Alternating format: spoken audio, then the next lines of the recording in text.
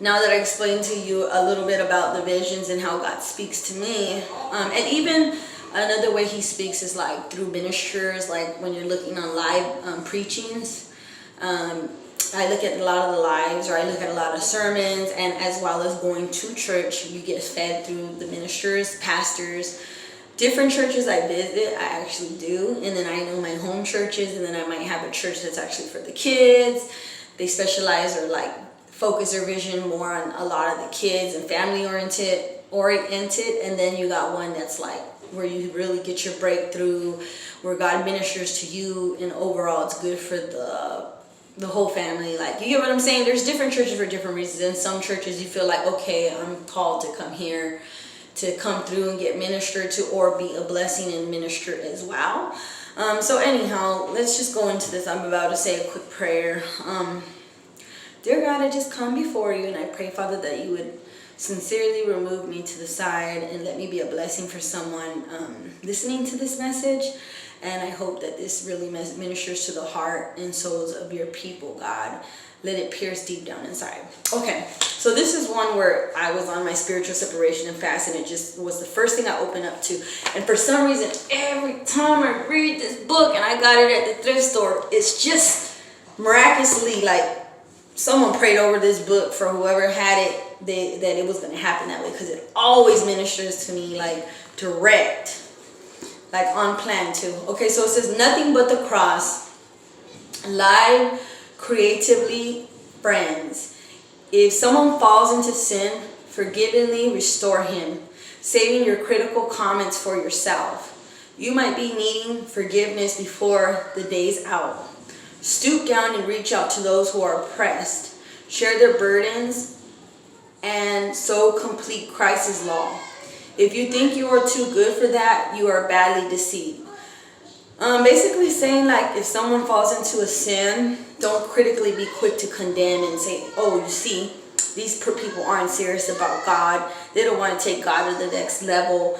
Look at the little things that they put up that's not of God. Like it says right here, if those people are already going through oppression, depression, different things, share their burdens, like, and complete Christ's law. Like, do your job as Christ says, and don't deceive yourself, because everybody falls short with, whether it's in the mind or whatever the situation is. Everybody has to come to God and say, God, forgive me because I might not have forgiven this person. God, forgive me because I'm being mean right now, or I'm condemning this person. Like, everybody you're deceiving yourself, because everybody has an area that you need to work on. Nothing's ever perfect. So it says, make a careful exploration of who you are and the work you have been given, and then sink yourself into that. Don't be impressed with yourself. Don't compare yourself with others. Each of you must take responsibility for doing the creative best you can with your own life. Be very sure now, you who have been trained to self-sufficient maturity, that you enter into a generous, common life with those who have trained you, sharing all the good things that you have experienced. So it's saying, don't compare, like, a lot of people sometimes will compare, like, they'll compare their life, like, oh, well, this is my calling, and I'm going to throw this calling on the other person too. When you start throwing your calling on someone else's, well, what if God didn't prophesy to me yet? What if I'm not in that season and he didn't show me that yet? He showed me something different, and I'm in my perfect season, but you're trying to throw your calling. You can't throw your calling on others because it has to be God. That you can't move the hand and control the hand of God. It has to be God that comes in to show that person the vision, or confirm with them that that's what you called them to do. And to me, I don't move off of like people comparing me to their calling. I move off of what God gives me, the direction. So it says right here, be very sure that you have been trained sufficient. It says, sharing all the good things that you have experienced. Don't be misled. No one makes a fool of God.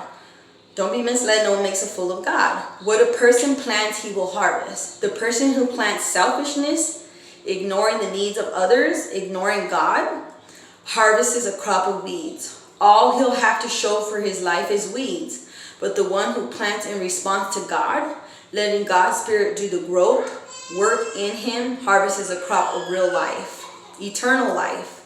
So it's saying, like, basically, don't be selfish, and God's saying don't be a fool, don't be misled. If you just plant certain seeds, like, and you're not doing the work that God's called you to do, like in real life, eternal life, He's not going to let you. It may look like that. It may look like, oh, I'm blessed, materialistic, I'm blessed financially, or I might be blessed in this type of way. I can't see myself ever failing. Like, we're living the last days. Like, churches are getting attacked. Like, people are coming in and shooting up churches. Like, people are doing really bad things, the evil works of the wicked one. And, you know, and it says you're not going to reap nothing but weeds in the end. Like, do you want real life or eternal life? Don't ignore what God, the Spirit of God, or His hand, and take into hand the way. Don't take for granted the blessings that He gave you. And because of that, you're losing sight of how He's having you to move. You're not moving in His Spirit. So let's not allow ourselves to get fatigued doing good. Let's not get tired doing good. At the right time, we will harvest a good crop if we don't give up or quit.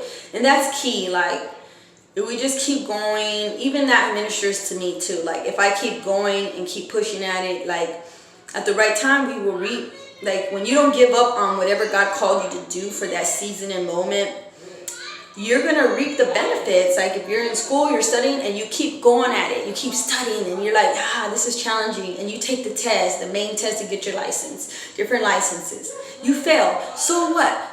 Study again. Study again. You're going to, practice makes perfect. You're going to keep studying and studying until eventually you pass the test and you get your license. It took me one time to get a certain license, like 3 or 4 tries. And then every time I kept studying, I eventually did it. As long as you don't quit. It says every time we get a chance, it says don't quit. Right now, therefore, every time we get a chance, let us work for the benefit of all. Just work for the benefit of people, starting with the people closest to us in the community of faith. So for the people within our faith, work, serve them, be a blessing, rather it's praying for them, rather it's giving them a little something bite to eat. It doesn't matter anything that they might need a little help. If you want to bless them with a book, the little things God calls us to do in secret, He sees, and we reap a harvest for that, and He blesses us for that. Now in these last sentences, I want to emphasize in the bold scrolls of my personal handwriting the immense importance of what I have written to you. These people who are attempting to force the ways of circumcision on you have only one motive. They want an easy way to look good before others. So a lot of people that force certain things on you, like, I'm forcing this calling, or I'm forcing this thing on you. They want to look good. They want to look like the better one on top. Like, they're using that as a crutch to make themselves look better. Lacking the courage to live by faith that shares Christ. So it says they want an easy way to look good before others. Lacking the courage to live by faith, not shares Christ's suffering. That shares Christ's suffering and death. All they talk about are the laws of